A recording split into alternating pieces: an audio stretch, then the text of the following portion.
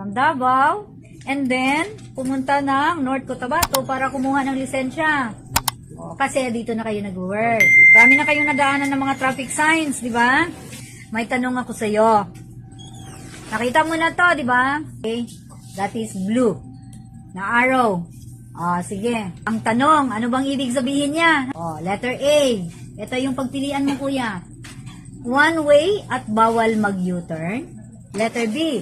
Bawal pumasok ang lahat ng klase ng sasakyan.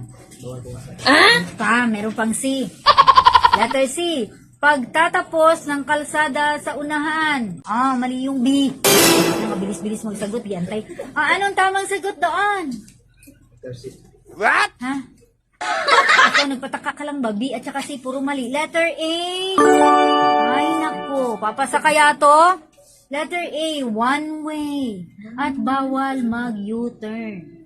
Pwede mag-U-turn. If you come to an intersection na may nakalagay na sign na inaalaw ang mag-U-turn.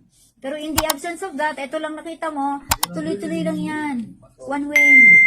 Bawal ang counter. Low.